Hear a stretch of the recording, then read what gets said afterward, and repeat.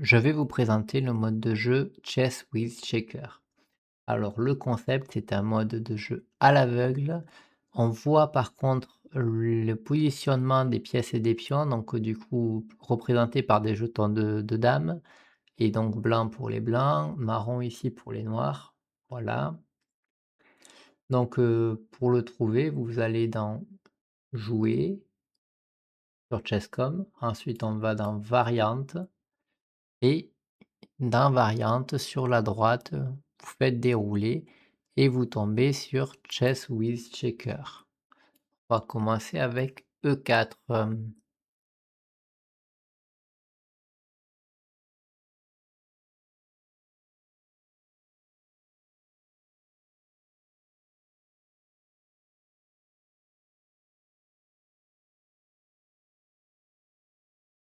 Et une scandinave avec D5. E prend D ici. Et il me fait E5. Bon, on va prendre un passant, on gagne un pion.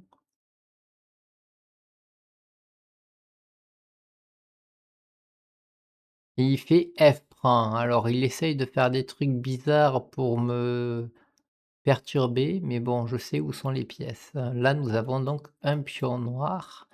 Là, je viens de faire cavalier C3.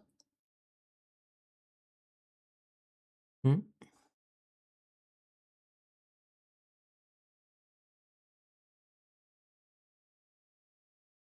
Et dame G5. Dame G5, j'hésite entre cavalier F3 et D4. Peut-être plutôt D4. Oh, ça disparaît pas les pièces, les flèches ici. Hop. Qu'est-ce qu'il fabrique? Bon, bah, je vais manger, hein, fou prend dame. Et il me donne encore le pion. Bon, bah, OK, OK.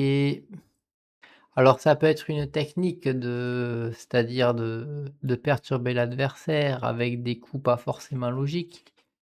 Voilà, j'aurais pu prendre la tour d'ailleurs. Tiens, je vais là, il a mis un fou. OK, on va juste manger la tour et OK, fou D2, on fait dame prend fou et ça m'empêche de roquer. On va juste faire, cavalier F3 et prise, OK, OK. Suivi de grand roc. Ah, il me donne encore le pion, on va le manger. On va manger le cavalier. OK, grand roc, on prépare tour E1 sans doute. C'est parti pour tour E1. Donc normalement, dans mes souvenirs, j'ai un cavalier, un fou, un pion ici et nous avons donc un mat en 2, dame échec et échec et mat ici en 3 minutes. OK, donc il me fait D4, on va faire cavalier F6. E4, il me donne le pion, on mange le pion. Donc là, j'ai mon cavalier posté ici et il me fait F3. Bon, on revient avec le cavalier, je ne vois pas mieux. Je regardais vite fait s'il y avait des variantes à base de E5 pour sacrifier, mais je me dis, j'ai déjà gagné un pion. Hop là, on va faire D5 ici, on attaque le fou parce qu'il vient de faire fou C4, il recule en B3, très bien, très bien. J'hésite à faire C5, j'ai pas trop envie de faire fou F5 parce que vu qu'il a fait F3, il peut y avoir des G4, G5 un peu comme dans un Gambit Black Mortimer. Donc je vais juste faire C5. Ah, j'ai raté, j'ai fait C6, pas grave. Hem, du coup, ouais, on va faire un ici D prend C. OK. Cavalier? Je compte faire peut-être cavalier B6. Ah! Ici, ça va peut-être être fâcheux pour lui. On va faire d'abord non, pas dame échec d'abord, pion prend d'abord. L'idée, c'est d'attaquer le fou et s'il me prend, je fais dame échec, donc là, je menace 2 fois le fou. Il est obligé de faire cavalier C3 ici pour défendre son fou. Très bien et moi, je voulais ouais, non, je vais pas y arriver, hein.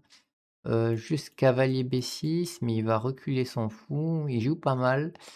Il joue pas mal, il voit les menaces. On va faire, cavalier F6, cavalier B6.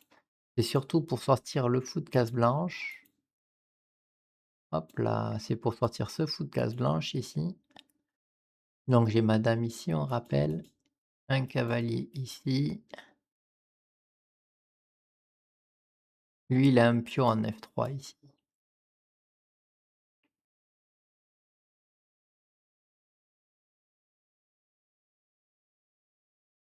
Donc j'attaque 3 fois son fou, faut qu'il réagisse, je sais pas trop à quoi il réfléchit. Ah B4, bon, on va manger le pion B4, je ne vois pas l'inconvénient.